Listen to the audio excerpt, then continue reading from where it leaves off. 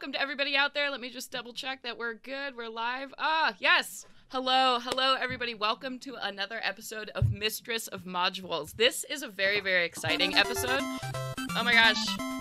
Thank you, everybody, for all the hosts.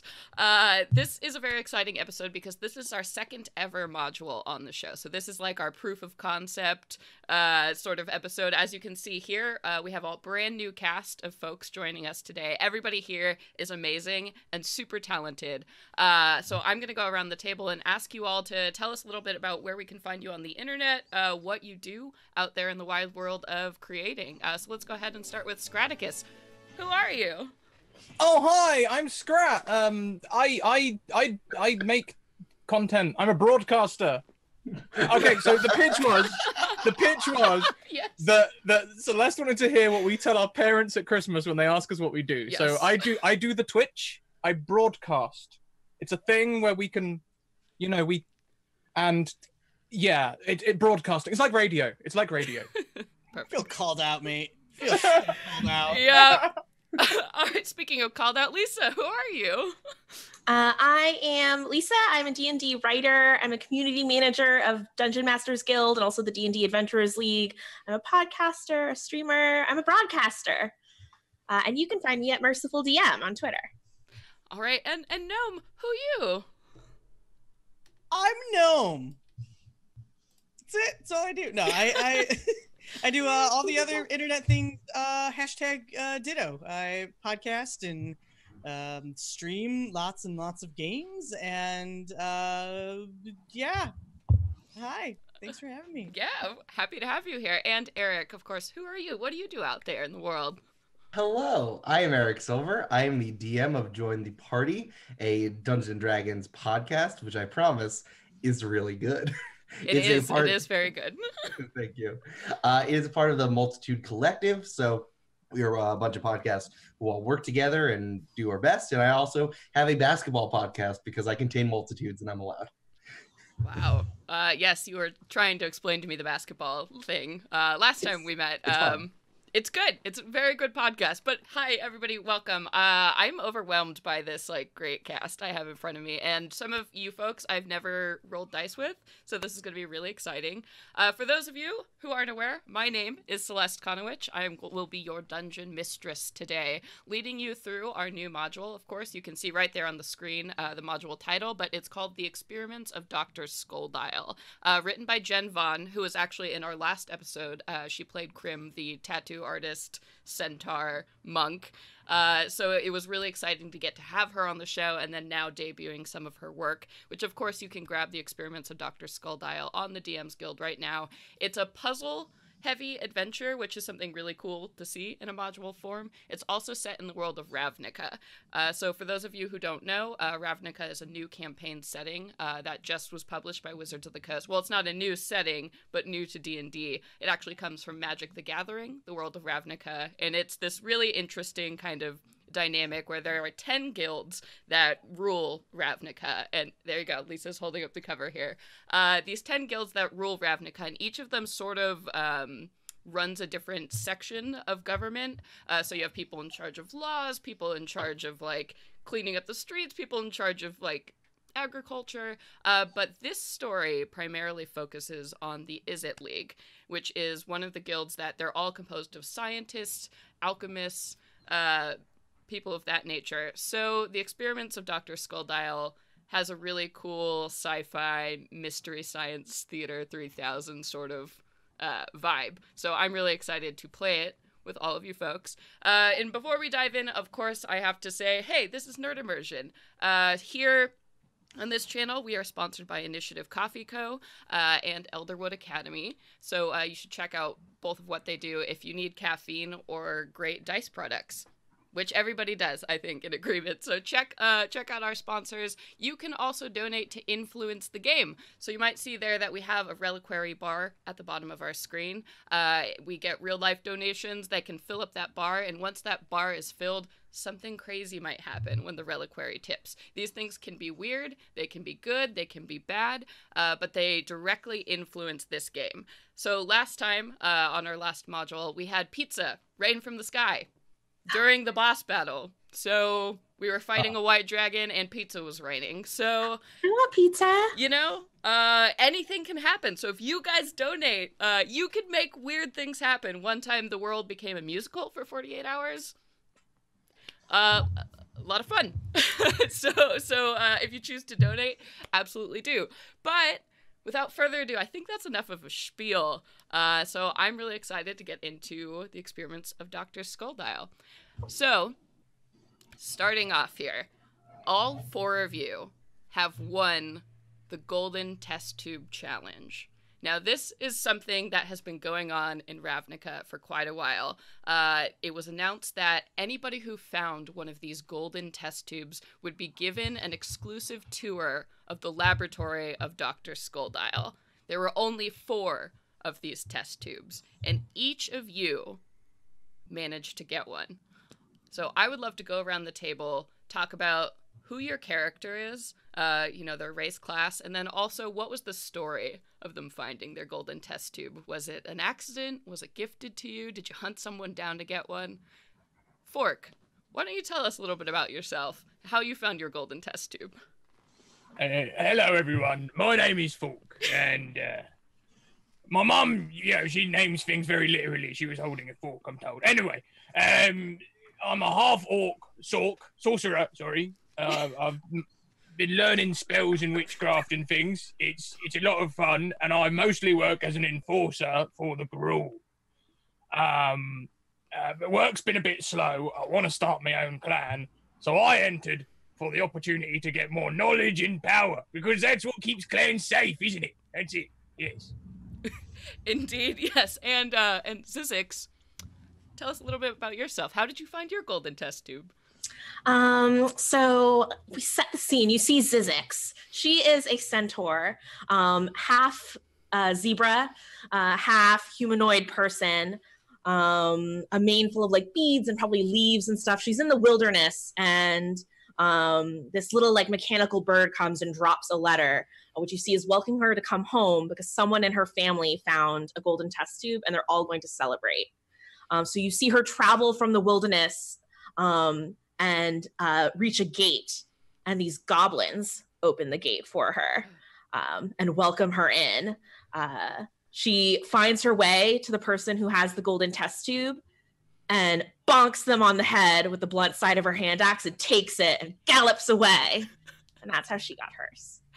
That is incredible. And Zershul, can you tell us a little bit about who you are and how did you find this golden test tube? Oh, well, yeah, I am Zershul. I am a goblin rogue, and so you see, Gross. I'm missing my cousin's missing, and it might be in this particular location. And the only way that I know that I can get into this location is by getting in, and I can't get in if I don't have one of those golden tubes. And it just so happens that I deal in secret scandals and soisons. It's kind of like poisons, but with an S. The better the coin, the better the scandal, the better the soison.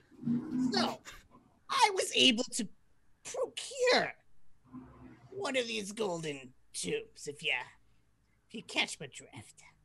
Wonderful. Very, very excited. And Can, who are you? How'd you get this?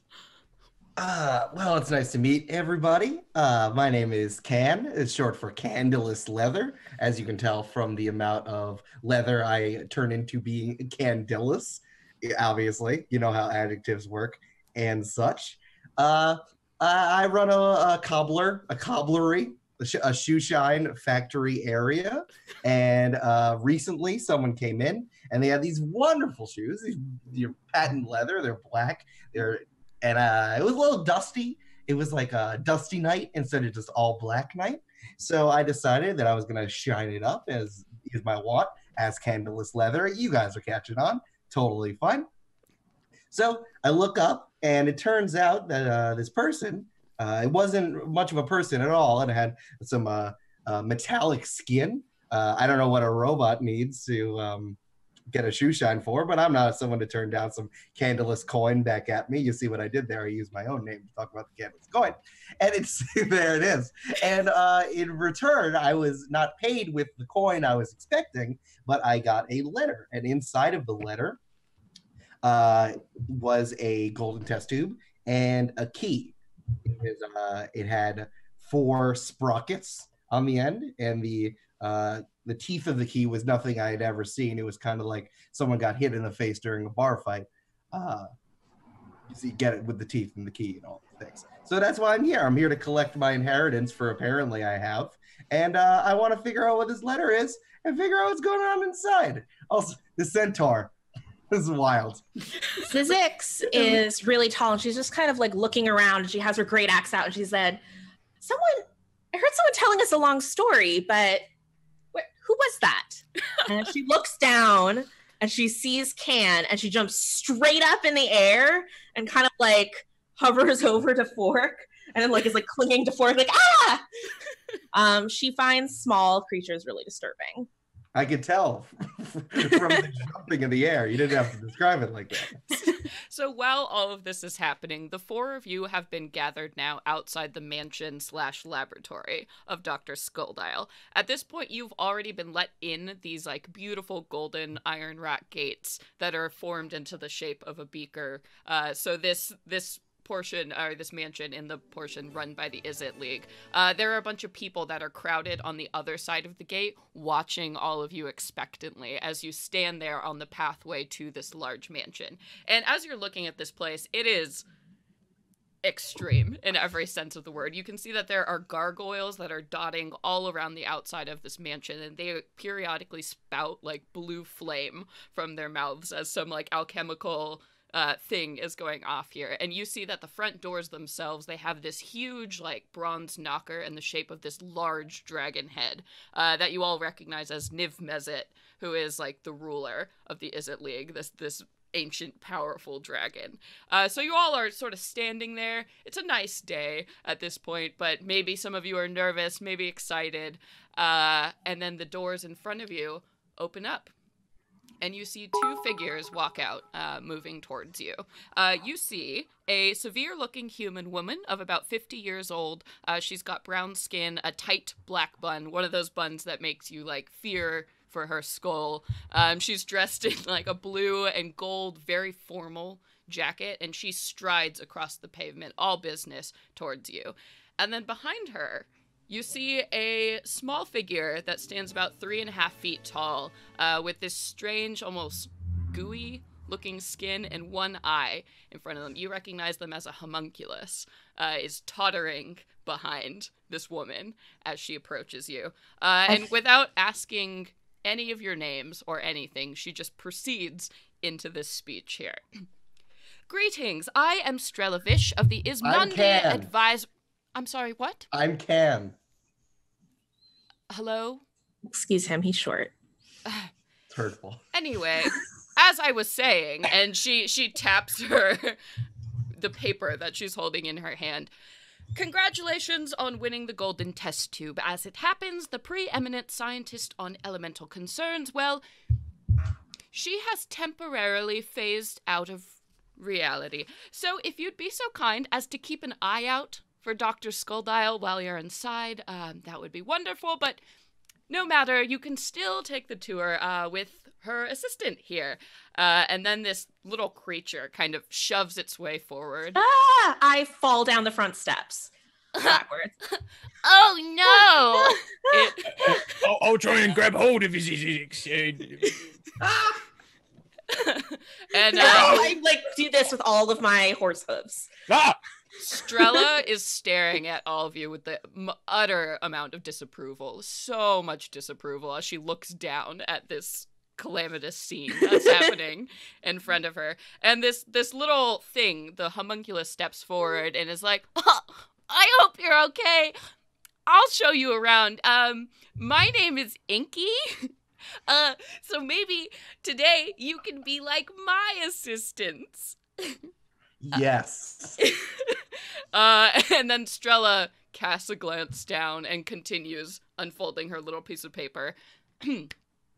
Very well. I must read you the fine print. The Asmundi board is in no way responsible for any harm, physical, mental, or astral, that may befall you on Dr. Skulldial's premises. Should you be dismembered, eaten, garroted, sort of fades out as she keeps going, this long list here. Shanked, skanked, speared.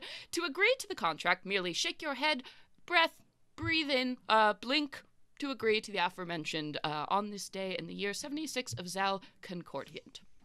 And she folds up her little piece of paper. So the normal disclaimer then. Mm-hmm. Oh, absolutely. Just making it perfectly clear that we are in no way responsible for anything that might happen to you on the premises. Thank you all for agreeing. I like that because I'm not very responsible either. That's smart. I put that on a sign right in the doorway to my cobbler shop. The way I figure it. I'm doing my best. The way I figure it now, no one's responsible. So anything that happens to any of us is an act of God. Yeah. And the homunculus, whose name is Inky, is like, well, are you ready to go inside? I'm very excited. You all are going to be my new friends, right? Zersel's gonna just go ahead and scoot past the homunculi and get on in there. Let's go. Oh boy! Beat it up. And he totters around after you. It's kind of weird when he walks. Like maybe one of his legs is shorter than the other as he kind of stumbles up this stairway. Same. Yep. I mean, we've all been. I mean, like in real life, both in game and real life. Yep. And so Strella watches you all go as you step forward into this mansion. So the first room that you come into here, this is obviously some kind of parlor room. So there are a lot of really interesting objects out on display. You see things that look like globes that have been set up, these strange astrology-based tools, devices all over the place, like fine leather chairs, and you see that there are lots and lots of pictures lining the wall of this room. There is also a doorway that leads out of this room on the far side. Okay. And Inky is looking expectantly up at all of you. Thank you guys for all the follows. This is awesome. I think Can's gonna go sit in a chair. Listen, I've been on my feet all day. Yeah. Looking at other people's feet. I gotta look at this chair, nice leather chair. I'm there. It sounds is good. a very nice leather chair. It's like kind of a crimson color with these bronze little buttons all over. It's very comfortable. You could easily spend some time in this chair. It's true. I would like to spend as much time as possible in this chair. Well, rest of party, what are we doing? Tizix is going to try to keep her distance between herself and Inky and Can. Surprisingly not Zershal. In fact, she's maybe kind of following Zershal around a little bit. But if we go past a wall, I'd like to look at the pictures on the wall. Yeah, definitely. So as you're looking at these pictures, you see a woman in all of these photos. She's wearing a white pristine lab coat, and she seems to be in doing a variety of things in these photos. In one, she's like shaking hands with a little pseudo dragon that has like a gold medallion around its neck. In another one, you see she's working with some like pixies to clean up an oil spill. What is it with the tiny things? Yeah, and you keep going down. You see photos of her like with a large cat. You see just a bunch of these almost like familiar type creatures in various poses and situations with who you assume to be Dr. Skulldial.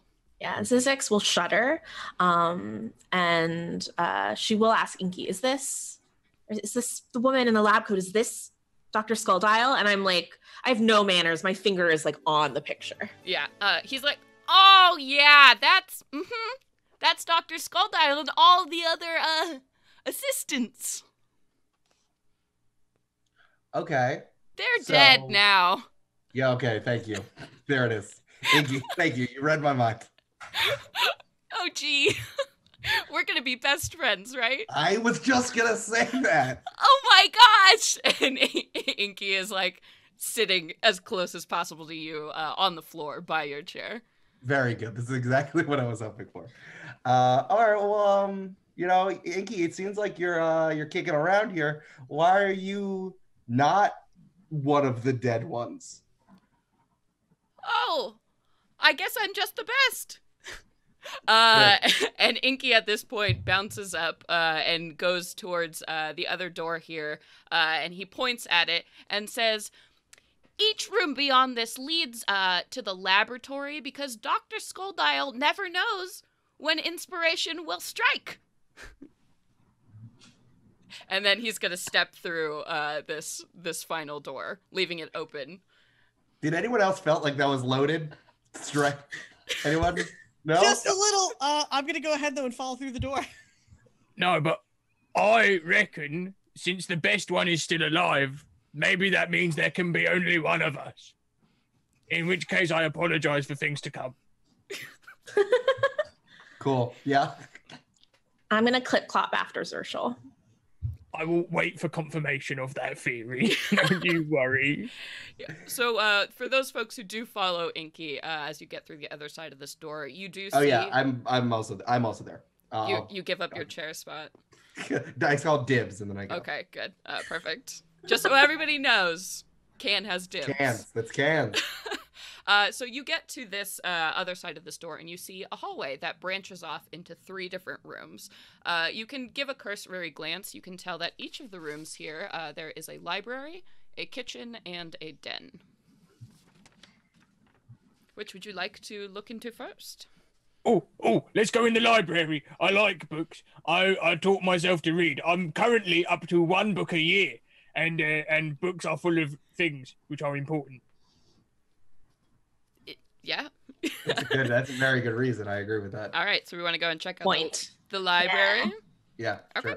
Sure. So as you step into the library, you see that this room is not quite what you were expecting for a standard library. The room itself is round, and these blue, they almost look like force field shelves line the entire part of this room. So it's like the books are suspended on blue light all around the room. And again, this room is decorated with a whole bunch of different objects. So there are, you see that there's like a skeleton in one corner of the room that's been propped up. There's like a desk in the center of the room.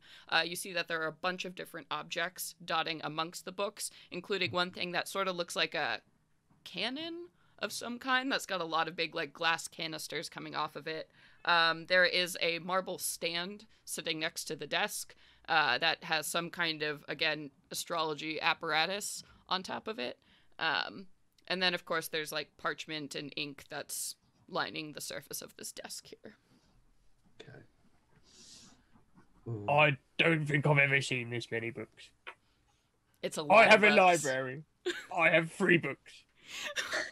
I would like to cautiously approach one of the force field shelves and try to kick a force field with one of my hooves. So as you touch it, it's like solid. So your hoof clings into something that shouldn't be there. I clang it harder. Your feet hurts a little bit. Oh. I back up and I look like insulted by the shelf. And these shelves are lining the entire top of the room. So there is also one of those ladders that goes down and can spin around the room for people to reach up high. Great. Good. But the force field is between us and the books. No, so the force fields are right under the books. Yeah. Oh, I thought they so were they're blocking so the books. the shelves They're are shelves, made right? Yeah. of like a force field. Oh. There are no physical shelves. There's the shelving is the force field. Oh, that's cool. This changes my reaction to Zizix's actions altogether. Instead of trying to help, I'm now looking across like... I loved hearing about the 3 books, so I'm grateful for that gift.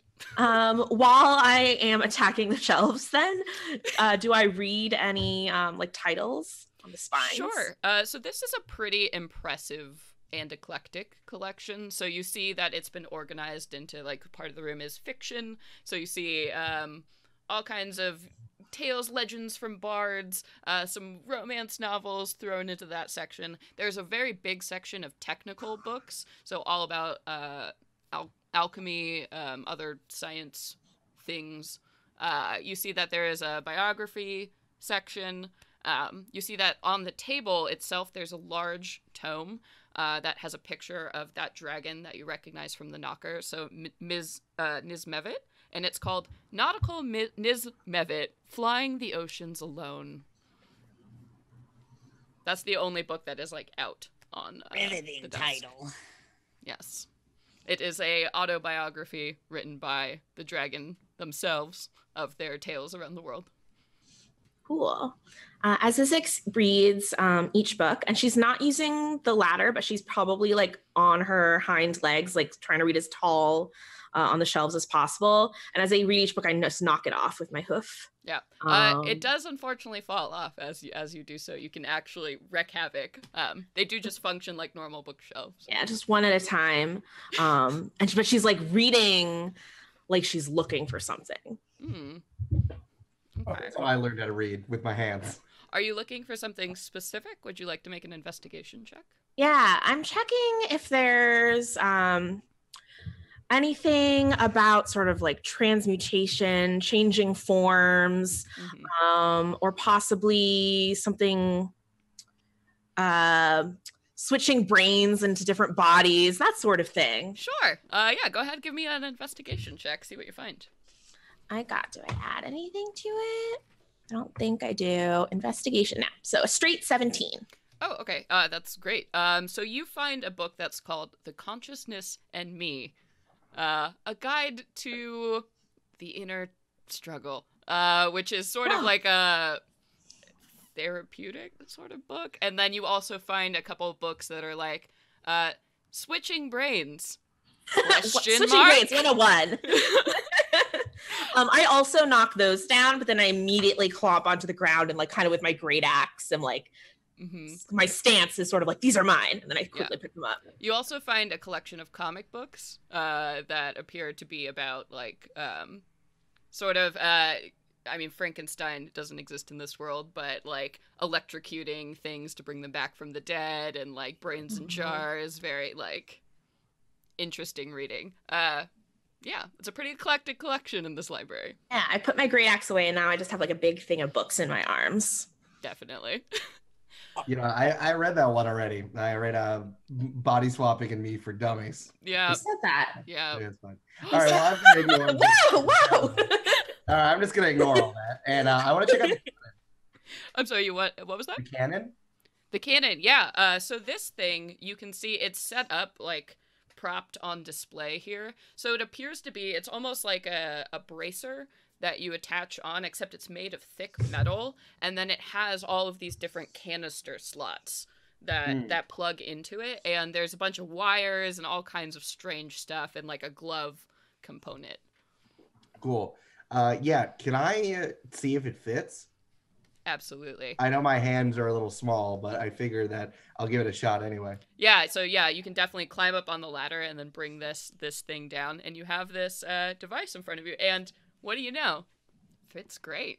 What do you know? Actually, sorry, I want to instead of using the ladder, I just kind of walk up the stairs, the bookshelves, just like parallel to the ground, because I have slippers of spider climb. Whoa, nice. So you're just, oh, totally.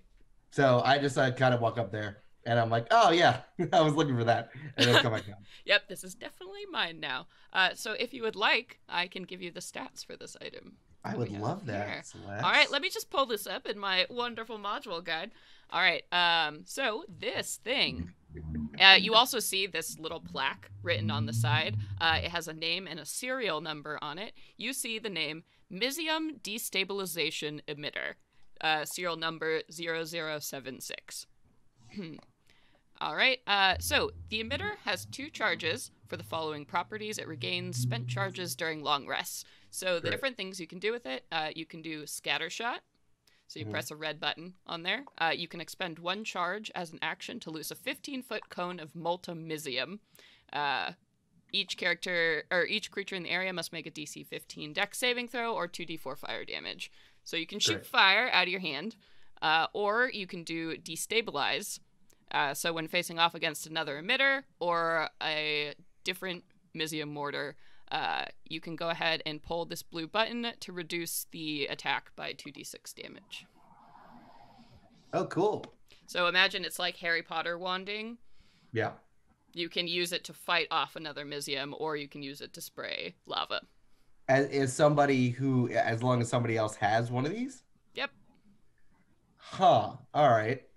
Does anyone... Hey, I can't be the only one who has one of these. Any of you guys got one of these at home?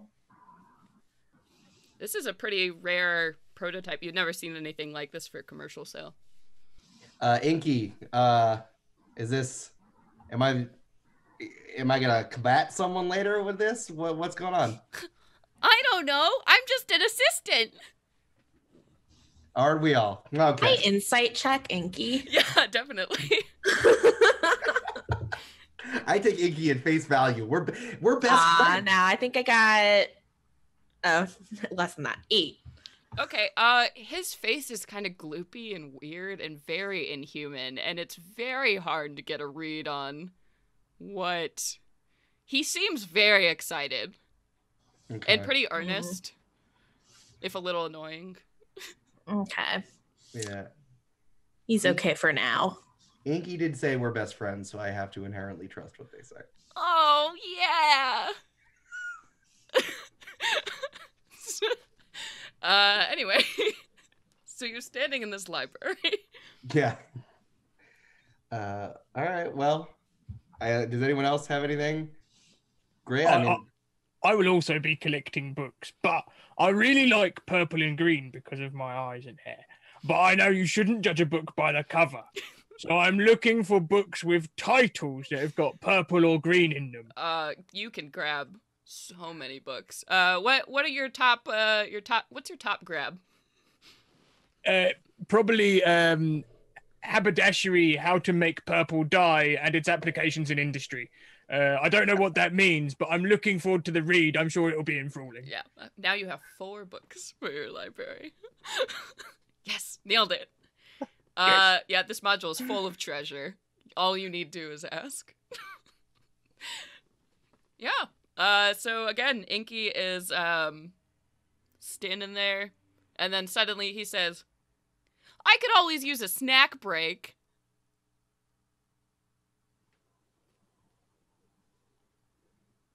Smart. A kitchen it is. I feel like we're being led.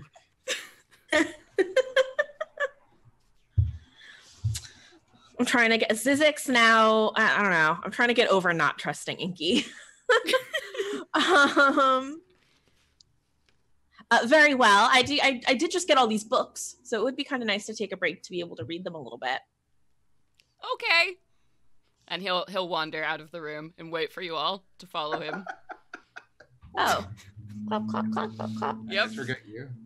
So do we want to investigate the den or the kitchen right now? Snack break is kitchen time. Kitchen. All right. Amazing.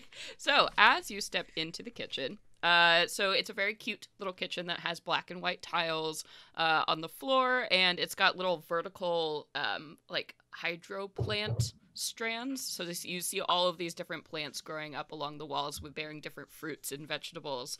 You also see a bunch of countertops here.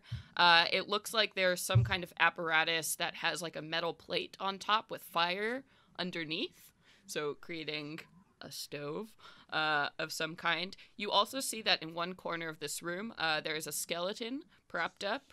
You see that on one of the tabletops there is another of these arm cannons that is like put in between like a bread box and a sink.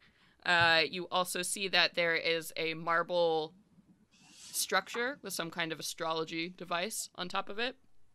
There are a bunch of different crates and barrels and jars around this room. Then you also see on top of one of the counters some parchment and quill pens are laid out. Can I go take a look at the astrology device? Yeah, definitely. That's the second one that we've kind of. So would Zershal have any astrological knowledge, or do you want to go ahead and maybe give me an intelligence check to see if... I could lie to you and say, yeah, of course. So maybe in your pawning days, you've come across something like this. So go ahead and give me a either a straight up intelligence or maybe a history or something you think would be applicable to Zerschel's specific skills. It's gonna be the same. Okay. 11. Okay. So this actually, now that you're getting a better look at it, it's a lot fancier, so it confused you for a moment. But you recognize that this is a sundial. Oh. Is it shiny? Yeah, so it has a big, like, gold shiny bit, kind of triangle popping off of it that has these swirling kind of constellation patterns in it, and it's got all these little gold inlay ticks around the outside edge of it. Cool. Yep. I pocket that. So the whole thing itself, it's also connected to the marble piece, so it's very heavy. I'm trying to pocket it. You could pry off like the gold bits on top, but it would take you a bit. But you definitely could do it. I've got 2 crowbars for some reason. All right, so Double crowbar. Zerschel starts. Breaks down. Zerschel starts going to town on this sundial. I can give you a hand with that if you like. I see you've got one too many crowbars. Big guy. I'll hand you the I'll hand fork the other crowbar. And it takes y'all about 10 minutes, but you could definitely pry this off. I'm just opening jars and like eating what's ever inside while you guys are doing that. Yeah, you can find like some pickles, some other yeah. condiments. You get like a spicy red something. You're like, ooh, that's nice, kind of chilly. And then Inky will hop up onto the counter in the center of the room, and he will say, "Each room leads to the laboratory, but the way in is no simple door. The security is necessary to keep other guilds and, more importantly, other scientists out, and sometimes assistants." Also pointed. And he's gonna smile around at all of you. Can Zizix actually have gone into the den since I had said I wanted to read? I realized that actually makes more sense. Yeah, definitely. So as you make your way to the den here, you see... All right, so right now, as you walk into the den, the first thing that catches your attention is the multicolored lights that are shining off in this room. So there is a roaring fireplace right now that is going with this just multicolored rainbow flame that is just lighting the whole room up in these changing bright colors. You see, again, there are very comfortable chairs in here. You do see that a couple pieces of the furniture have, like, white cloths draped over them, and above the fireplace there's this huge portrait of Niv Mezit. So again, this very impressive dragon up above. There are also a bunch of portraits lining the walls of Dr. Skulldial and another very beautiful woman that's posing with her in a bunch of these different portraits. Oh. You also see around the room that in one corner there is a skeleton. Up on the mantle, there is another of these arm cannon structure things.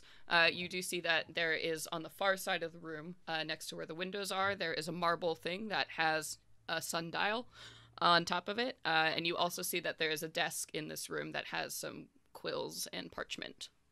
Oh. Well, first I'm going to notice that first I'll ask, are any of the fancy chairs in this room appropriate for a horse's hindquarters? Unfortunately not. All right. Well, then I'm going to go over to maybe some of the draped furniture and pull off the white sheets in case those are appropriate for there horse's is sort hindquarters. of a chaise lounge sort of structure that you could probably snuggle up on with some effort. Okay. But I'm just gonna pull all the white sheets off of everything. So as you do so, dust flies off and you kind of like tickles your nose. It seems like maybe people don't go in this room very often. Interesting. Then before I settle down on the chaise longue, can I examine the skeleton? Because I noticed there was also a skeleton in the library. Mm-hmm. Go ahead and What are you trying to determine about it specifically? I just think it's weird that I mean, one skeleton for decor I can understand. Two seems excessive. I'm not yet aware that there are in fact three. But I'd like to just examine to see if there's anything unusual about this. So this looks like one of those skeletons you would have in any kind of science, like biology classroom. So you can tell it is made of real bone. And it has all the different pieces have been assembled. Like the skull itself is connected to the vertebrae by thin wires. And you see, somebody has meticulously strung up this skeleton and put it out for display. Everything seems in order. Yep. It looks like probably a human. Right. It looks like probably all three of these were humans. All right. And then I will grab the little arm cannon thing, which I was curious about, but then Can was holding it. I didn't want to get too close to Can. So I'll examine this arm cannon and just climb onto the chaise-longue and kind of sit like a horse sits and kind of play with it. Yeah, definitely. And it will absolutely fit your arm if you would like to use it. It has the same stats. Can I put it on one of my horse arms? Legs? I guess horse legs. So you can be like, yeah, absolutely. Cool. It's like I have a cool anklet. It seems to kind of fit towards you. So there's a lot of padding inside. It's a very comfortable wear. High-end science here. Cool. I feel special. Yeah. So you have confirmed seeing a skeleton, a sundial, one of these arm cannons, and writing implements in each room. Okay. Can I grab the second one in the kitchen?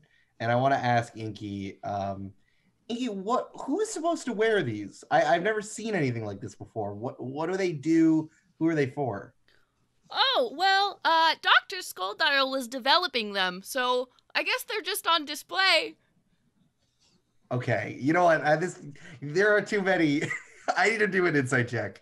This is too much. All right. I rolled a 10. Okay. Again, they're just so earnest. As they're looking at you just on top of this counter now, you can see they're swinging their little legs off the end. Inky, I know we're best friends, and I know you would never lie to me, so that's very kind of you. Oh, gee. Inky, can you, where's the door? What are we trying to, what's going to open? It's a secret door. You have to discover the secret to get through the door. I'm not allowed to tell you. That would be cheating. Well, Inky, I have to tell you that I know Dr. Skulldial very well. I have this letter here that I got from her in her name, but I show it really fast, and then I put it back. And I mean, listen, I'm supposed to be here. I know I'm supposed to be here. Listen, you got to give me a clue so that I can talk to her. We have important business. I'm not like the other three here. Can you help me out? And Inky narrows their eyes and considers you. Okay, just a little clue. Yes, thank you. You have to do something in any one of the rooms to activate the secret door. You have to put some things together. Okay. That's all I can tell you. As soon as there was mention of secret door, Fork ran across. Was there a fireplace in the kitchen? Am I right? There is the stove apparatus. So there's not a fireplace per se, but there is a place you could put wood. Everything off the stove, looking for levers. Yeah. And then runs to the library. All right. Need help, Inky, please. Go ahead and give me an investigation check, Fork, to see if you can find the secret doors. Inky, why you do me like this, please? I'm just helping. Flat 15. Okay, so you can definitely tell, looking around the rooms, you kind of investigate the kitchen, and you open up this large box on one side of the room that's very cold. And as you open it up, there's nothing in this refrigerator, but you do definitely see a seam on the backside, like where a secret door is, but there's no lever or handle or anything to open this up. And you run into the other rooms, and the library, you see that one of the bookshelves, again, has this seam on it, but there's no way for you to open it up. And then you do it again, you run into the den, and behind one of the portraits is, again, a seam. Oh. Okay. What are you doing? There's a secret door, Zizix. We need to find a way to open it. And there's things with seams in all the rooms. So I think if we set everything on fire, then the door will open. Oh. Inky's like, that would take so long to clean up. But I guess I could think about all my new memories with my new best friends. At the same time, I turn to Gnome and I say, we can just light everything on fire.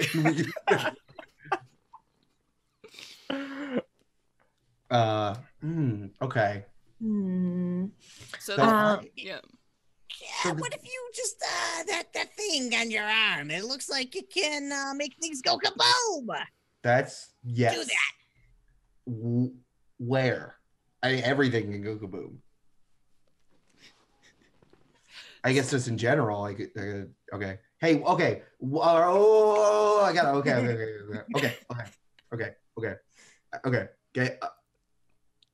Yeah. What? Okay. Okay. So I need you. I'm not telling you to not take it, but if you put the looking thing, I think it has something to do with the sundial, and the light of the flame will hit the sundial in a way that will open the door. In the way. So I'm going to do the flame, and you look at the sundial. How is that? What about that? That sounds feasible. Let's do it. Okay, so I'm going to do it, I guess, just to the left of the sundial, and then just see what happens. Sure, so you're gonna like shoot lava? Yeah. Well, I thought it was flame. It's molten misium, which is like a high heated metal. So you will be spewing intense lava-esque metal onto the floor. I look back at the instruction manual. I'm like, wait, I have a wrong idea. Zizix, once Fork informs her that there are secret doors, perhaps leading to this laboratory, she's going to get up and go back into the library and take a look at the book that was on the desk. Mm-hmm. Does it say anything in particular about...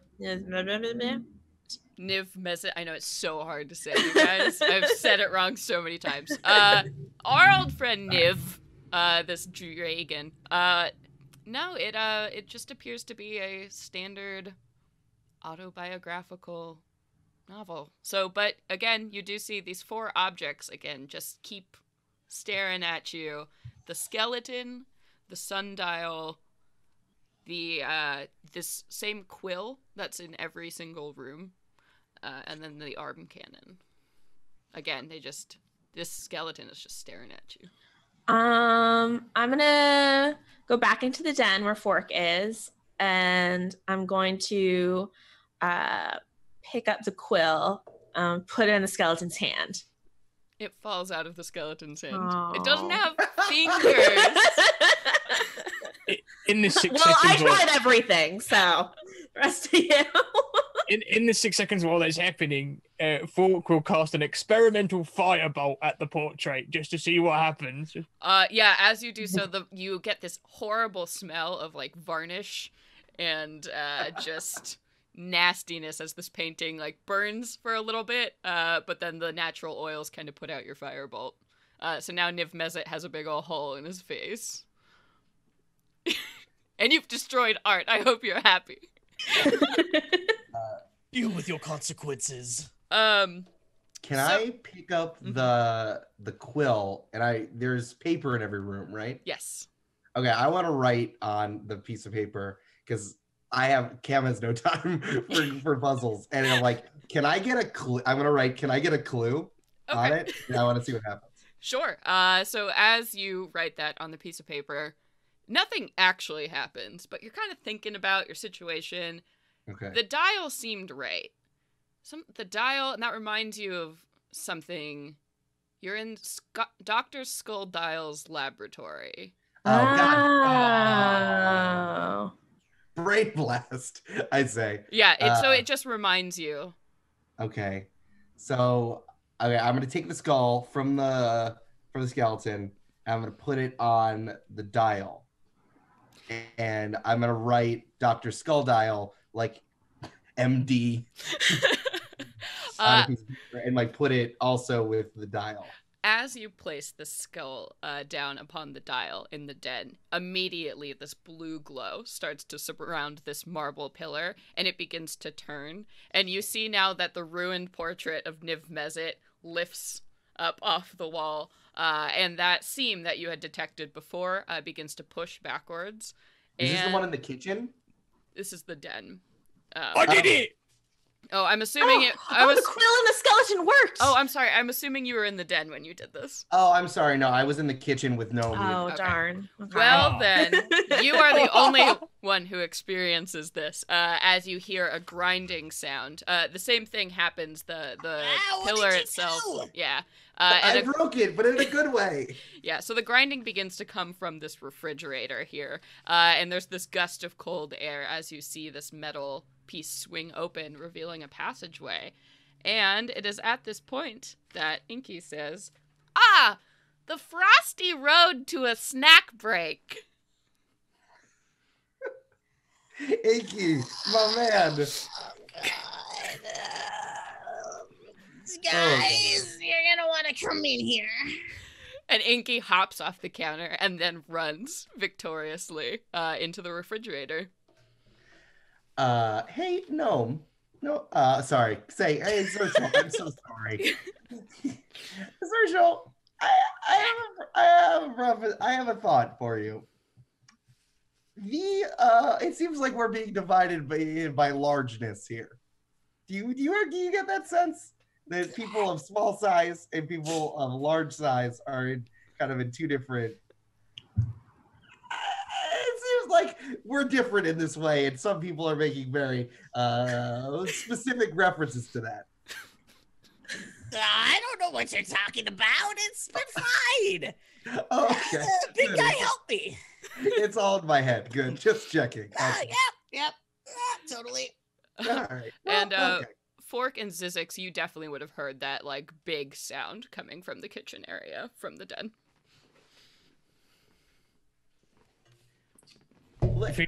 Should we help? Should we help them? Should we just go? Well, I mean, what are they doing here anyways? Do we need them? I thought this was a competition now. I'm here for you. Yeah, and I mean, I know that you didn't notice, but I felt disparaged earlier. Hey, small folk unite, you and me. Let's go. All right, tiny people, let's roll. Ow. All right, so you both follow after Inky. Suckers. Fork and We're Zizix, too tiny. you are in this den, and you heard this big grinding sound coming from the kitchen, and then it suddenly stopped. What would you like to do?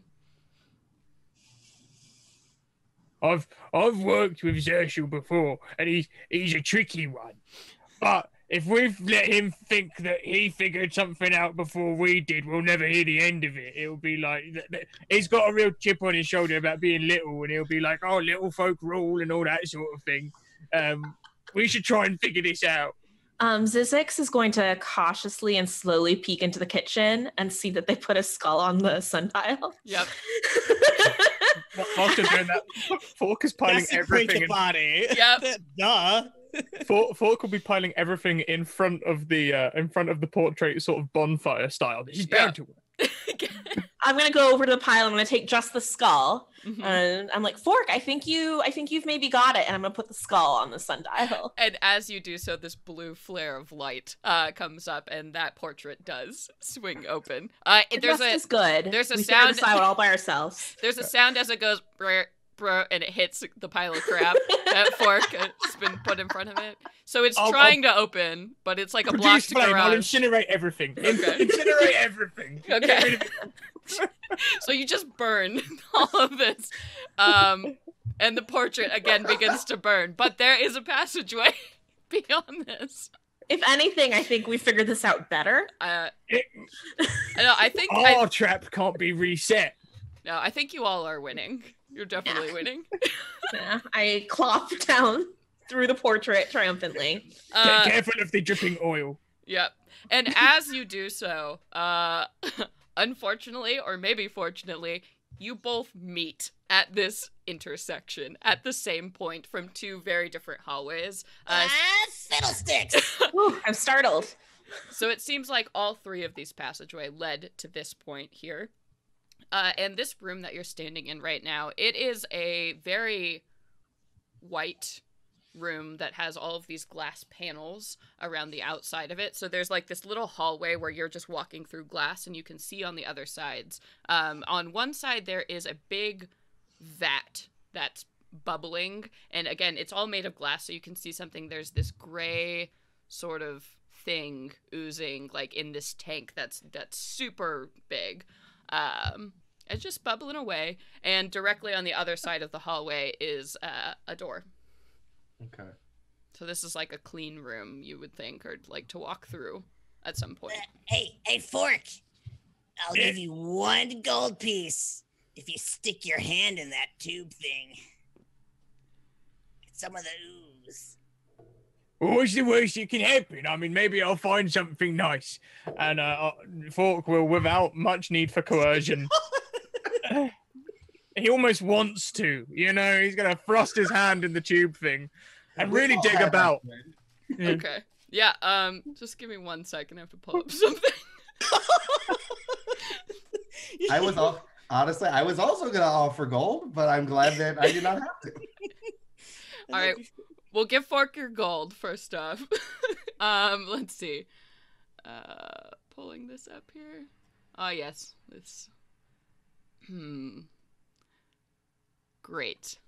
What is your AC for? My AC mostly relies on my constitution. 11. Is this no. Rat? I really don't even know. Wonderful. All right, Fork. So, what kind of armor are you wearing, bud? Well, that's half the problem. I'm really not. Yeah. Okay, so as you go and you stick your hand in this thing, you're rooting around, and first, it's really hot. So this thing is, like, definitely kept at a boiling level, so you're like, ow, geez. So immediately as you, like, pull your hand out, because it hurts, you see that this pod-like tentacle whips out of this thing and slaps you across the face, and you feel this, like, burning acid sensation everywhere it touches you. So you are going to go ahead and take three bludgeoning damage from the slap. And then, that is going to be 10 acid damage as this thing coats across your face in this burning chemical ooze feeling. So this thing is contained in the tank. So if you did want to back away, I would let you do it without an opportunity attack. I will indeed back away, and from a distance of 10 feet, cast Firebolt down the bloody hole. Okay, and as you do so, this thing in the tank, you see it all just quiver, and it's not moving like normal liquid. It's like you just hit like a cube of Jell-O with a firebolt, and it's like, and it goes very, very still. Mm. And then you begin to see all of these pod-like tentacles again rising out of this thing and start to climb down the other side of this thing. You solved the puzzle. Congratulations. Inky's like, oh no. I would like to insight check Inky. Okay. That I got a 1. really hurt A 1? everyone. Yeah, well, probably a total of 2. Okay, he seems so concerned for you. You've never seen anybody be so concerned for you in your life. Inky's Can I okay. recall my character and be Inky? Like, I'm not. My skin is tingly, everyone. And not in the good kind of tingly, like it's melting. Yeah, so this thing is moving very slowly, but it is definitely coming with an intention to attack you. So you can either choose to engage this thing or try and get out of here through that door on the other side. Your call. Yeah. Going to hide behind Zizix. Yeah, let's Everyone go. sorry, mate. You did good. Okay. Let's go. Yeah, let's go. Yeah, so you're like ushering out as this ooze thing is starting to drag its way across the floor and out of this tank, and it is massive. This thing, the fluid of this thing could easily fill like a minivan as it's trying to come towards you. So without further ado, you make it through this other set of doors, and you slam that closed behind you, and Inky goes, "Snack break!" And as you look in this room, so this room itself is larger than any of the other rooms you've been in so far, and everything in this room is completely white. So the floors, you see that there's this long banquet table that's laid out in the middle of this room, and it's set with a bunch of different place settings on it. So everything from like crystal goblets to little white porcelain plates, even the silverware is all painted white. And then there are all these like pots and vases and pictures, but everything is just completely white. Except for something that's sitting in the corner. You see that there is a very large humanoid creature. And you see that it has one eye, but it has like all of these goggles that are layered over it as this thing is like strapped onto its head. And you see again, it has a bunch of different straps, and you see its arms have these two large canister like gun things strapped onto them. And again, there's a bunch of these vials of different colored liquids that have been strapped into its back. And as you step into the room, it stands up and seems to survey the room, and it screams suddenly. It goes, "Snack!" And it starts to stand up and move towards the center of the room. Are the cannons it has on its arms, are that the same as the glove? It looks like a bigger, much less friendly version of what you have on your arm. Got it. Okay. And as it's kind of moving towards the center of the room again, and it's definitely watching you with its eye, it yells, "Snack!" And it brings down one of its clubbed fists on the middle of this table, and you see a bunch of these porcelain dishes go flying. And it looks at you all and goes, "Snack!" Can I pull out a ration? Yeah, I was about to do the same thing. Yeah. Okay, so you pull out these rations out of your bag. What are you doing with them? I'm gonna toss it close to it. Just, Well, it's not an animal. I'm going to grab one of the unbroken plates and put it on and hand it.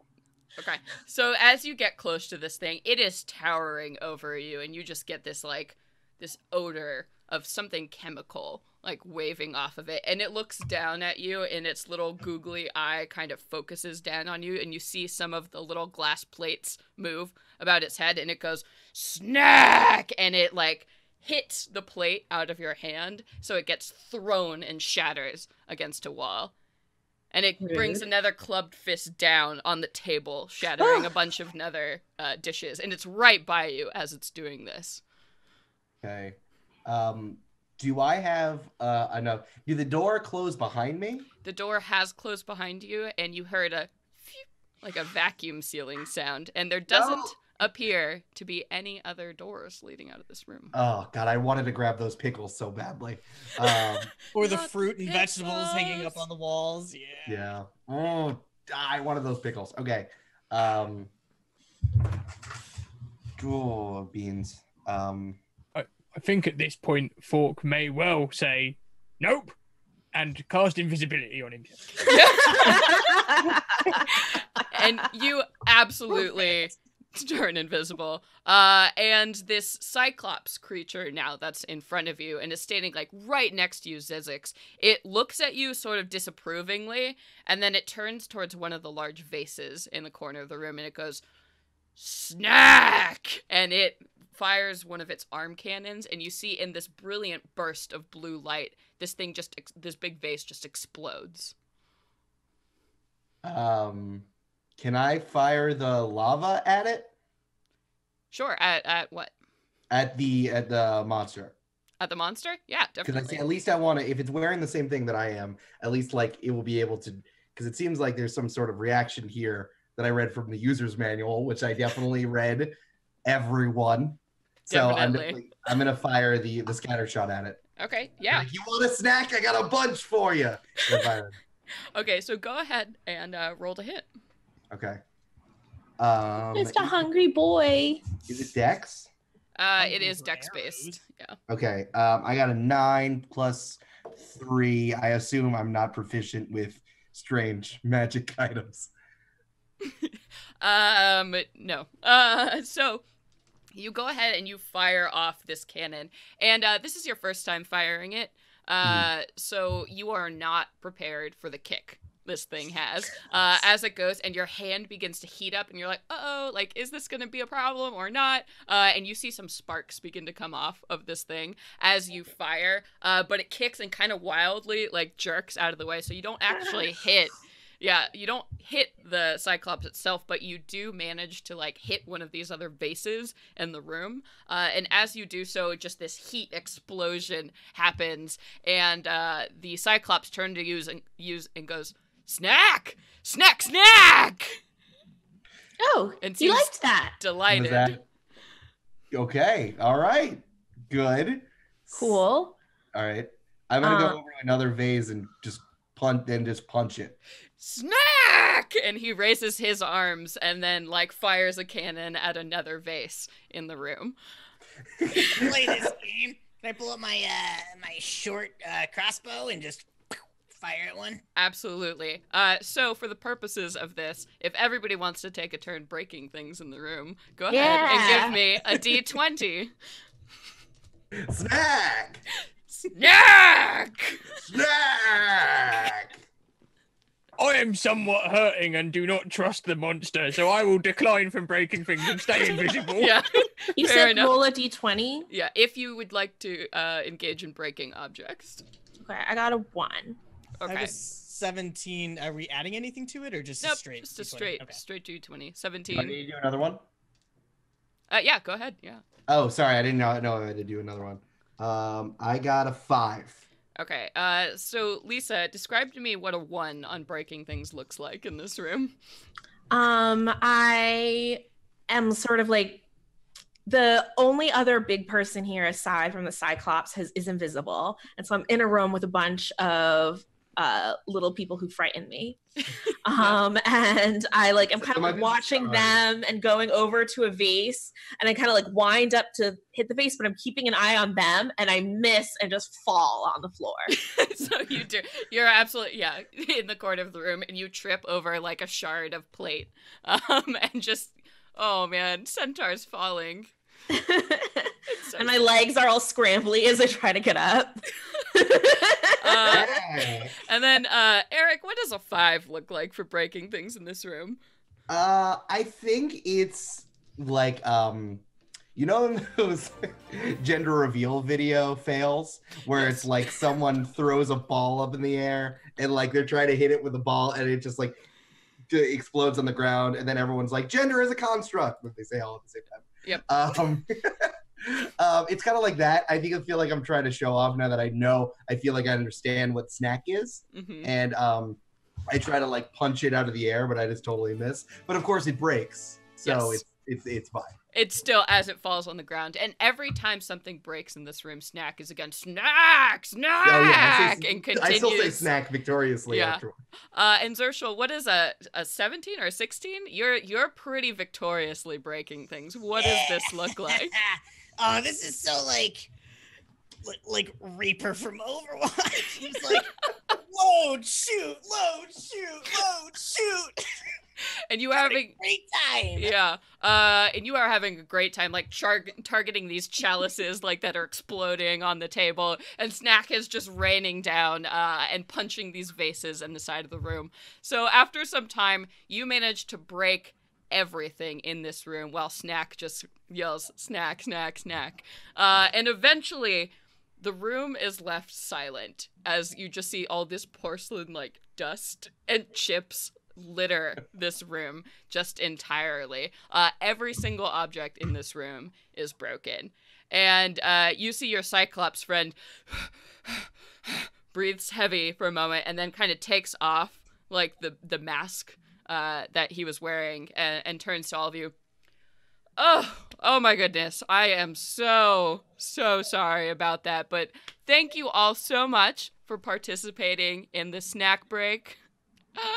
Get it? My name is Snack. Dr. Skulldial has really been helping me, with my anger management. I'm looking into being a chemist myself one day. So I find that short destructive bursts just really enable me to focus better as an individual. And Inky's like, I have snack break with Snack every day. Please, friends, but now we've done our work. And he gestures towards one of the walls, and you hear like a little popping sound. And this tray pops out of the wall there, and you see that there are a bunch of different pies that are just laid out on it. Please, let's all enjoy a break. Snack. Okay, yeah. Snack. And he walks over and picks up one of these pies. But the table is broken. The chairs are broken. So he just kind of sits down on the floor and starts scooping pie into his mouth there.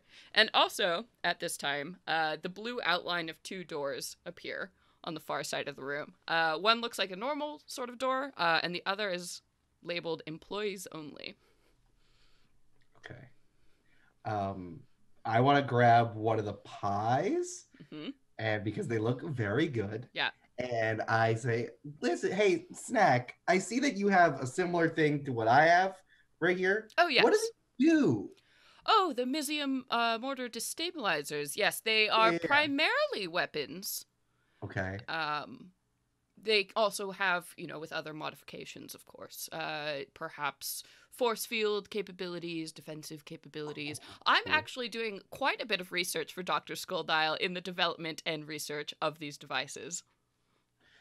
Are they do they have ID scans on them? Are they going to help me get in? I have an appointment with Dr. Skulldial, and I really need to make it.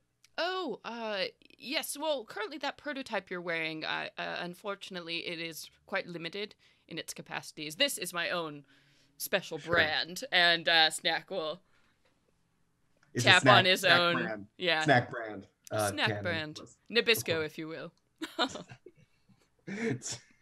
It's a real Oreo situation here. I understand. Absolutely. It's double stuffed with science. Oh, darling, I'm so glad you understand. And I'm also so glad you didn't kill me. It's so nice to meet new people.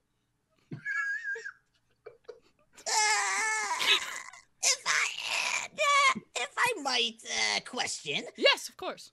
How many people come here often and don't leave? And don't leave. Well, yeah, important. Don't leave. Let's see. I mean, we rarely get visitors. Dr. Skulldial is an incredibly private person, and she does phase in and out of reality at, an alarming frequency these days. So frequently, it's just Inky and myself.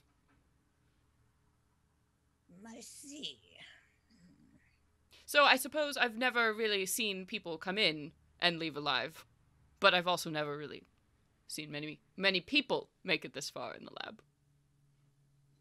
And your friend back there. I'm Inky. No, we know, sweetheart. He waves. We know. The ooze. Oh. Another assistant? Oh, no, I assume that's just another of Skulldial's experiments. I honestly can't keep up these days with everything that is happening. I would recommend staying away from it, though. It is a gray ooze, quite capable of doing serious harm. That's why we have it contained in its vat. There are specific precautions that discourage it from leaving, as long as it is not interfered with. In the background, interfered with it. In the background, I think you see one of the pies raise up invisibly and start having pieces missing, as a fork is trying to take this opportunity while everyone is talking to take a short rest. Spoon, you're crushing. Spoon, you're doing a great job. Also, not any danger. You're right there. Yeah, so you all can definitely take this moment to have a short rest. If you want to sit down, have some pie. So Snack, what other sorts of experiments has Dr. Skulldial and any other assistants been working on? Well, I believe, let's see. Again, it's so hard to keep up. Skulldial, I believe, is working on a clean water project, but that is in the lab beyond this one. Unfortunately, I do spend a great deal of time here. It is very stressful being a Cyclops. The way everyone perceives you may not necessarily be conducive to a career in science. So one must master themselves before mastering the finer arts. So I am not necessarily permitted to spend a great deal of time around the highly sensitive equipment in the lab beyond. For my own good. And I do recognize that as much as it does trouble me. I am working on it, and Skulldial is working with me on it. As Snack says that extremely beautiful thing about acceptance, I want to sneak backwards, slowly move backwards towards the employees only door. Yeah. And I can also like tuck and roll that way if I could use acrobatics to do it. Yeah. Do it. Use those acrobatics. Yeah, I'm just at one point I just like back away and I just like backwards somersault as far as I can. Yes, I love it. All right, I got a 16. So 11 plus 5. Oh man, you are so sneaky as you're doing those subtle somersaults and kind of crab walk backwards at some point and like hide behind a pile of broken dishes. Definitely. I hold the pie up and no one will see me. No one will see your face around the pie tin. And you make your way definitely to the employees only door. And the handle seems to be unlocked. Okay. I want to sneak through, definitely. Okay. And you do so as you step in. You appear to be in a janitor's closet of some kind. So you see that there are buckets and like mops all around. There are like boxes of chemicals, some barrels, and then you do see though in one corner there is a object that seems to be covered in a large piece of burlap. It's a very large object. As I survey the room, first from the outside, you guys might hear just like some muffled swearing. But as I pull myself together, I want to slowly take the burlap off of the object. And as you do, you see, at first, you're trying to get a read on exactly what this thing is. It looks like a large iron barrel seems to be the center part of it, except it's kind of grafted in like a cubish way, and you also see that there are arms and legs that are kind of limply off to the side, and then you see this like robotic head just resting on a shoulder there, and the red or the lights that make up its eyes are just completely dark. You see this large like antenna sticking right off the top of its head.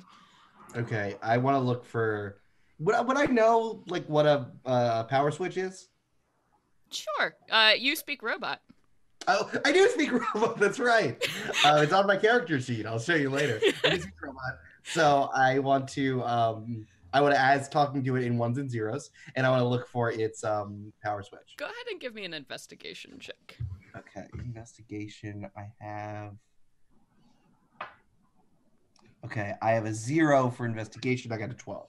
Okay, so you are looking at this thing, and it is heavy, so it's hard to, like, and this thing has been sitting in the corner of this janitor's closet for quite a while. You see that some cobwebs have, like, formed in between its joints, but you do eventually manage, you, like, kind of pull its head backwards, and it topples, like, in a big crash of cans down to the ground.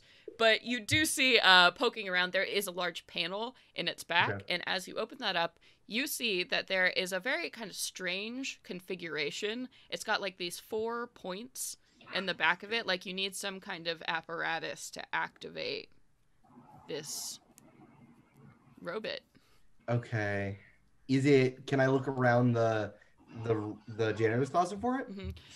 Yeah, you're looking around the closet. It doesn't really seem like anything is here, but it does remind you of something. Is it some? Oh, the floor! Oh my god! Okay, so I check my pockets, and I pull out my key, and it has the 4 sprockets on one side, which is nice key. And I say out loud, "Dr. Skulldial, you did the key on the wrong side. That's why you have a PhD in science." Okay. This is science. Your key looks like it would be a perfect match for the wind-up mechanism for this robot. Good, more friends. Okay, I'm gonna put the key in that way, and I'm gonna wind it up. Okay. So the rest of you, your friend Can has just disappeared. Any thoughts? Join the crowd. We've got jackets. Yep. Oh yes, Fork is still invisible. Now, Fork, I have to ask, when you eat the pie, are your fingers now covered? Like, do we just see like pie stains kind of floating around? Yes, and probably some lips and tusks as well. Oh, this is a very special party. Can must have moved on to the next room. Definitely the door we're supposed to go through, not marked employees only.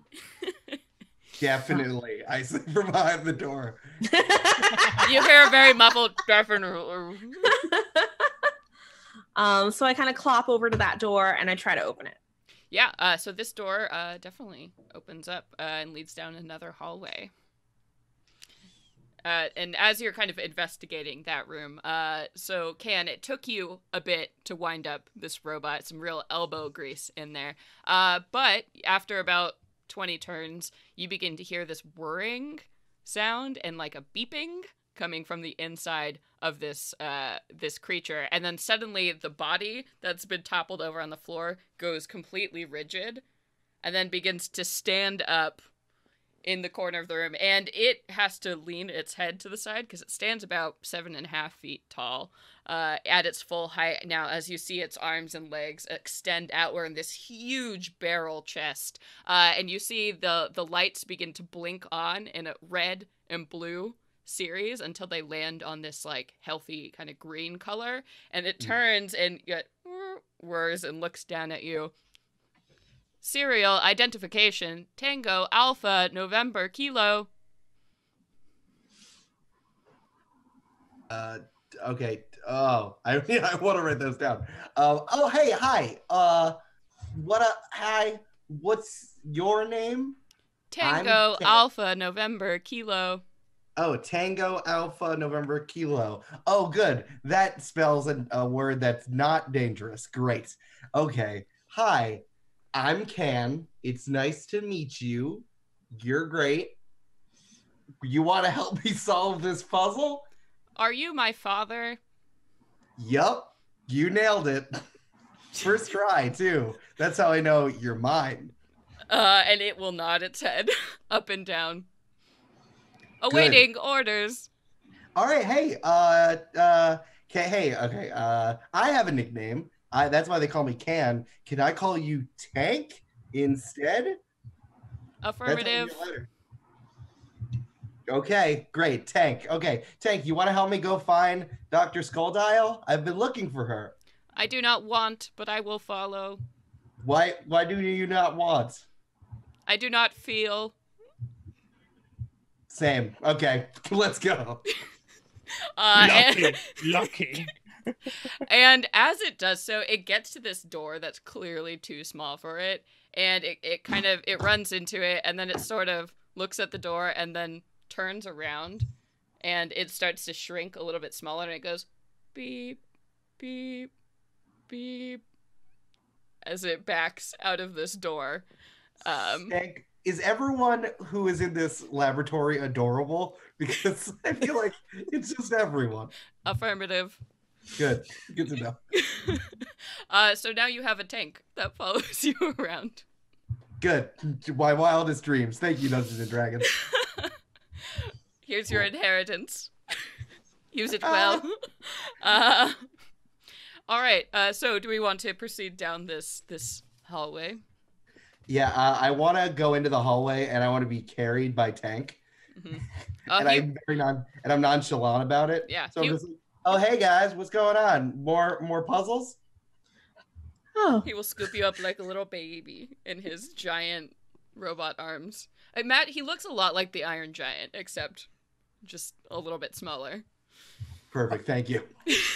In this hallway, are there any holes which people can put their arms through?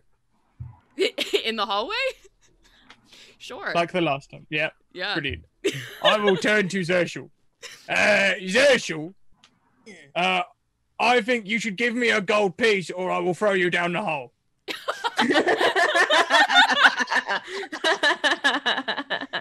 And these are just dark, unidentified pits that seem to be on either side. You're underselling yourself. So how about I'll pay you more gold later, and you don't throw me down, but you owe it back to me because I'm telling you what to do. Does that seem fair? I think that seems like a good deal. Hang on a minute. Are you using words to convince me of things? I've had people do that to me before. It gets very confusing. No. I'm not trying to be confusing. We're friends, okay? I just want to make sure that, we continue on and you value yourself. Well, I mean, you say that now, but when I put my hand down that hole in the other room and got hurt, I heard you laughing, and that wasn't very nice. That is true. That's very true. But you did earn a gold. All on your own. I will take this matter under advisement and get back to you with my results. Y'all are killing me. So As this is happening, I want to be held up to face height with Zizix and be like, hey, is this better? Can we talk? Is this better? I feel like it is. Like, you're not, like, I can clearly see you. You're not surprising me. I mean, you're surprising me in very different ways. Good. But preferable ways. I 2 thumbs up, 2 hooves up. 2 hooves up. Great. that's 4 total. You're Yeah, almost 4 total. to 5. I give 2 thumbs up, and then Tank holds me under one arm. It gives another thumb. Yeah, very cool. For being a large robot, he's so gentle. He's a gentle giant. He's a good giant boy. He's your son. Oh. Also, I'm his dad. Don't worry about it. Yeah. This is fine. So there is a door on the side of this other short little hallway. Thank you for the donation, friend. Would you like to move through this door? Yes. Yes. I vote though that we let the let your big son go through first. That's true. Me and my son. Follow me and my son into the room. Excellent. So what you and your son see, and then everybody else as they crowd in here. Let me just pull this up. So immediately the lighting in this room is super different than that bright white kind of fluorescent you've been experiencing before. This room is dotted in low-hanging lamps that are either in like a yellow, sort of pale yellow or blue lighting that mask this room. It makes it very odd as you look at everything. You see that there are papers just absolutely scattered everywhere. There is a desk in the center of the room. It's kind of a circular desk that is occupying most of the space here. Papers all over the surface of that and also on the floors. There are these long tables that again have a bunch of different papers and science looking equipment, so things like microscopes and Bunsen burners and beakers all over the place here. The weirdest thing that you see on the far side of the room, above a metal table, there is a device hanging from the ceiling. That's this glass arrangement that sort of looks like 3 arrows that are connected together, and there's a bubbling green liquid inside of it, and there seems to be a little spigot at the bottom, like you could pour something from this into a glass canister. So it actually looks sort of like the recycling logo, if you're having trouble visualizing that. And there are like these two stems on either side of it, like you could add in ingredients to this thing, but it's just merrily bubbling away. And you see that there are two doors leading off of this room. So you said there were papers. Is it like papers around the room, or were they also hanging with the lanterns, or? So papers, like somebody tore up a bunch of notebooks and pages and kind of threw them all over the floors and covering the desktops. There's nothing hanging from the ceiling other than these low lamps. Okay. But it does look like somebody wrecked house in here. If we look at the pieces of paper, does it look like the sort of thing where we could piece together pages, or it's just havoc? Yeah, there's all kinds of stuff in here. Go ahead if you want to look at the papers for anything specific. Give me an investigation check. Yeah, I want to see if I can find two matching pieces so I can like read what was on the page. Yeah. I got a 19. Okay. So you see that there is one piece of paper that is scattered across the desk itself. And you see this reads, "The missing ingredients for my clean water experiment can be found in one of the other two rooms. I just had to wait for the green solution to titrate enough through the aeroluge. Strella needs some of the solution as soon as possible." And as soon as possible is underlined a bunch of different times. Oh. You also piece together some of the other papers in the room. You find one that says, "I must give Inky a raise." And then you find another note that says, "Someone is sabotaging my experiments. It's not my beautiful wife. I think it must be my assistant, Inky." Wait. Inky's untrustworthy? But we're best friends. How is that possible? Yes. And as you say that, there is silence. Wait. Where did Inky go? Inky is no longer with you. Everybody go ahead and make an investigation check. Or a perception if it's higher for you. Party, shall I make my investigation or perception check with burning hands? I would really clean up the room. Yeah, I would say no. That's definitely not advisable. It's just me. I mean, personal preference. I'm sorry. I'm a bit cranky after the squid thing. I got a 10. That's 20. Hey! Whoa! Hey! You didn't Nice, burn Fork! anything. Killing it. So nat 20, Can. What did you get? A 10? Oh, I got a 10. Zershul? 4. Zizix? 13. Okay. So, Fork, you are the one who notices this first. As you reach down, like in your pockets, your coat pockets or your robe pockets, your golden test tube is gone.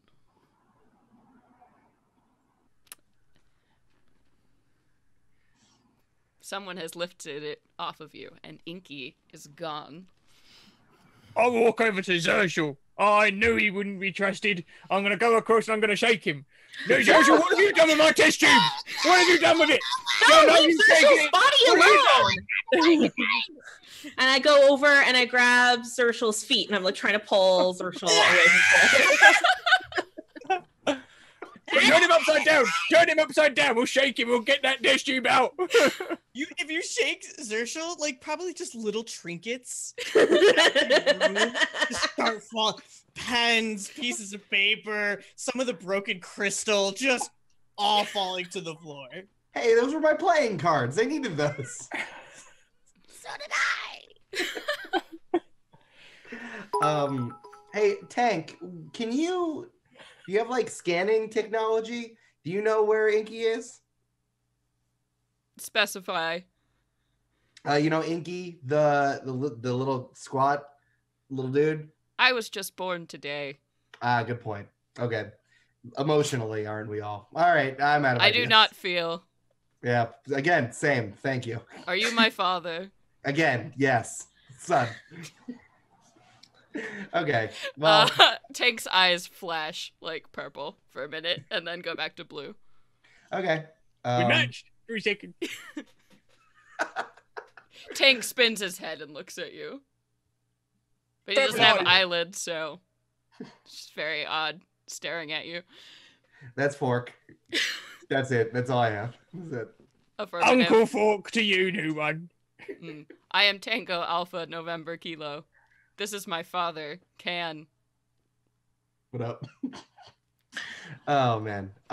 So still holding Zershel by a leg, Zizix will turn to everybody and say, maybe if we help Dr. Skulldial finish this clean water experiment, when she returns into this realm of reality, then she'll owe us a favor.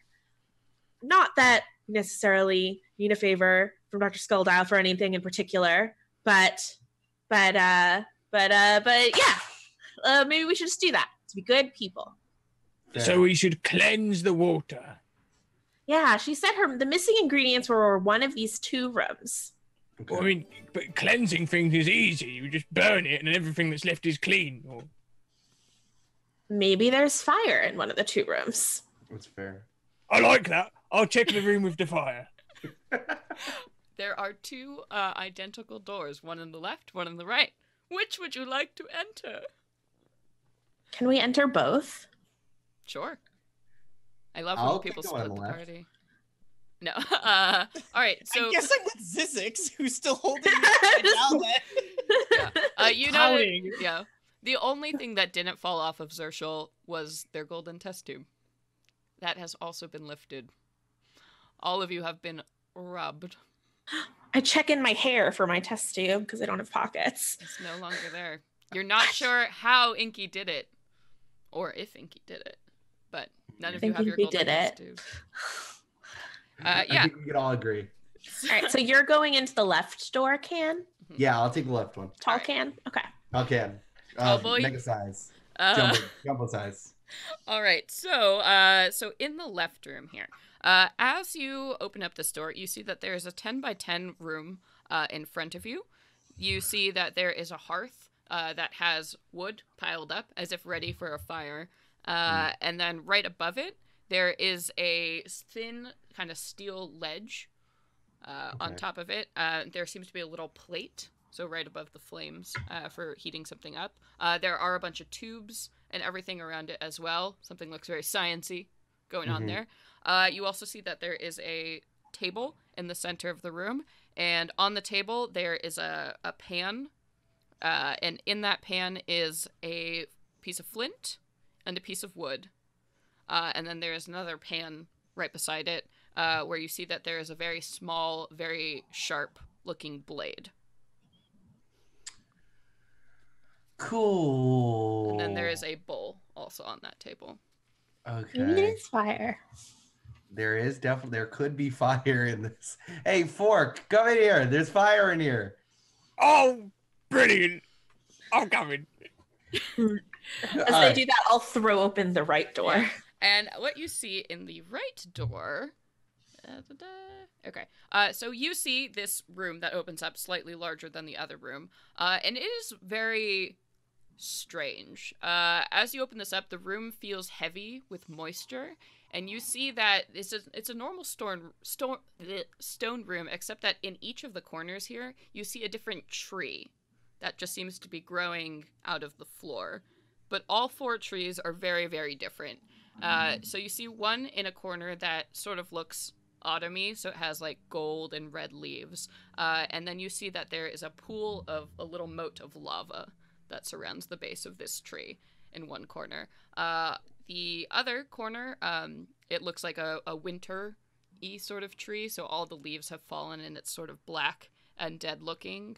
And you see that there's just ice coating the ground around this tree. One is a spring tree. It's blooming with buds everywhere, but you see that there's this green sap that oozes continually out of this tree, and there's like an acidic smell that comes from it. And then the last tree itself is completely petrified black, and you get the scent of fire as you're close to it.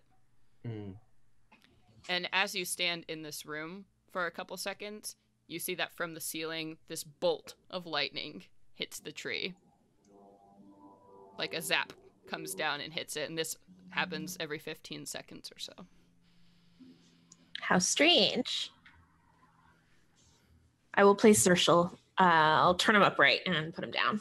Oh God! Oh, the blood comes rushing back. What is that? That's How is it doing that? Is this magic? It looks pretty dang magical from where you're sitting. Or maybe it's science.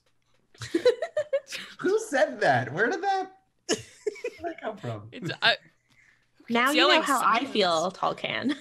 There's a PA system around there. Hey, Fork.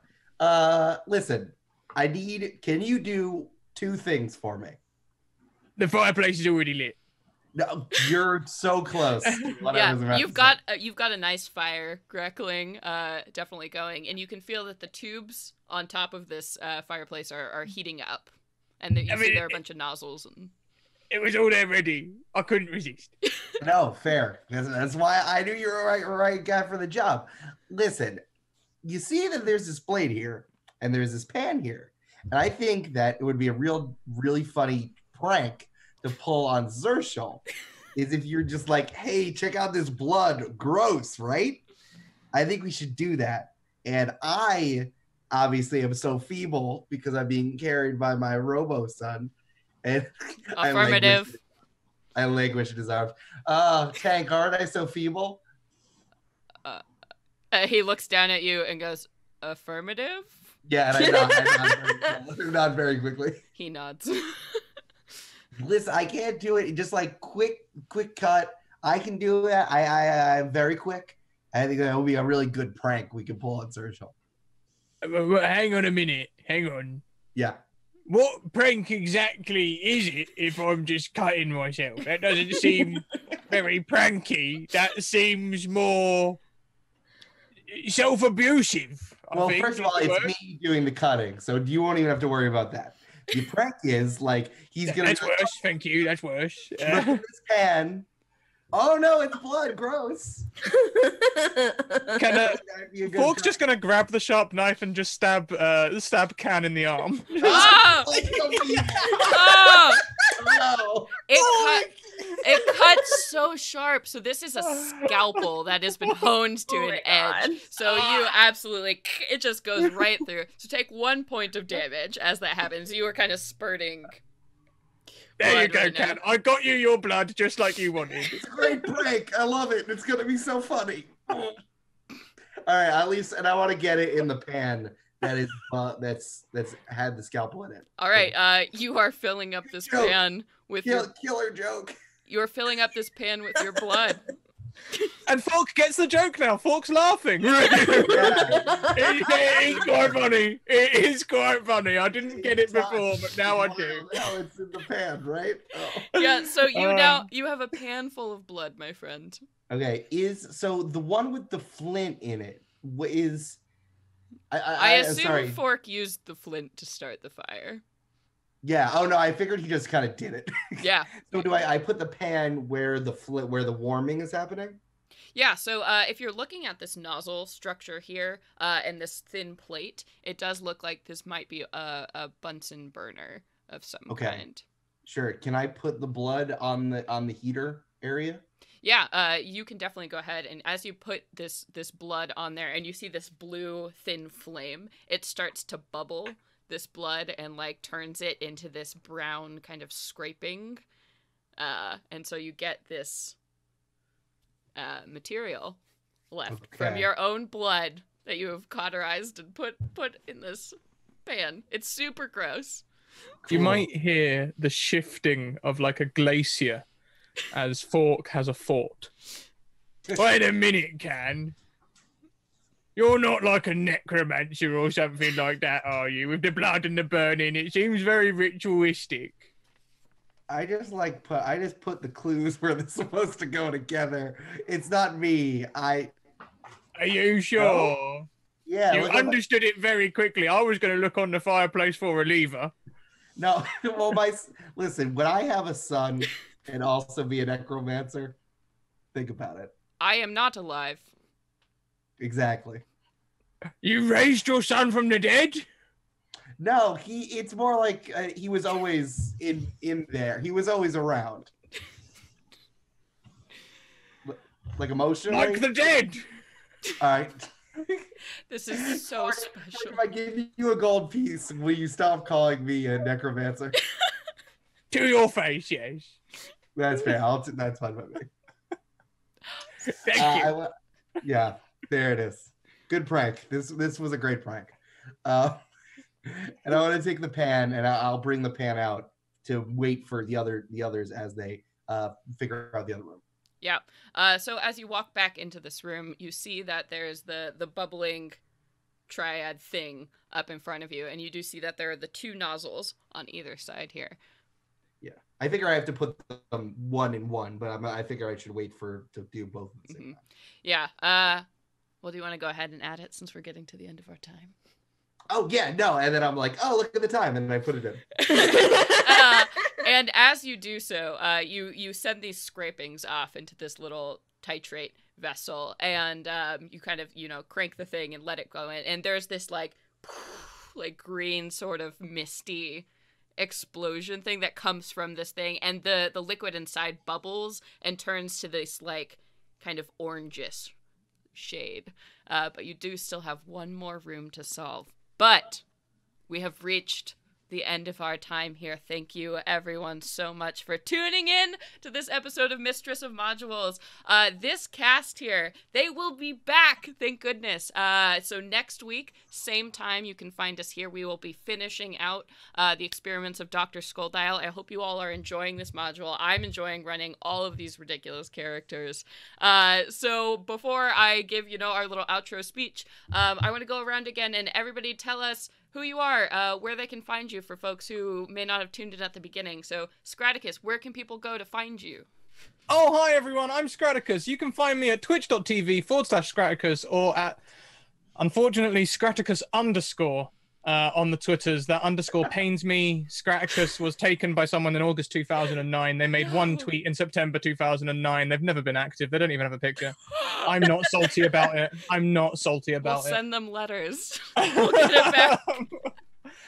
That's where you can find me. Thank you very much for this. This was a ton of fun. Oh, thank you so much for joining us. And Lisa, where can people find you? I am Lisa Chen. You can find me on Twitter at MercifulDM, or also check out my website, lisachen.com, Lisa spelled with a Y. On Fridays, not this Friday, but usually on Fridays at 6 p.m. Pacific time, I am on twitch.tv/D&D playing in Tales from the Mist, which is a Ravenloft D&D campaign. And Gnome, where can we find you out in the world? Hey, you can find me at Gnomedic. That's GNO-medic. On Twitter, Twitch, Instagram, and basically anywhere that you can Google that, because that's going to be me. I play on a bajillion games, like on the Greyhawk channel, and Encounter Roleplay, and I do podcasting things, so just hit me up on Twitter. Let's talk games. Yay! And Eric, where can folks find you? I am Eric Silver. I'm the DM of Join the Party, which is a podcast, which I love very much. You can find me on Twitter at EL_Silvero, at L Silvero, that is my name, if I was a Lucha Libre wrestler. You can also find Join the Party wherever podcasts are sold. We're the ones with the oblong dice in the background. All of these folks participate in amazing shows, and go and check them out and follow them, please, please, please. My name is Celeste Konowich. If you enjoyed listening to me DM, well, you're in luck. I also have an actual play podcast where you can listen to me DM. That is homebrew, though. It's called Venture Maidens.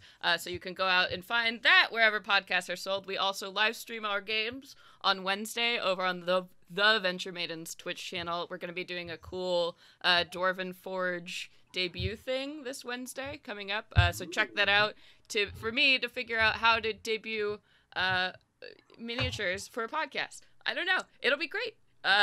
We'll figure it out. But anyway, also, this is Nerd Immersion. So if you like what we do here, we produce a ton of RPG content. We do shows Sundays through Wednesdays.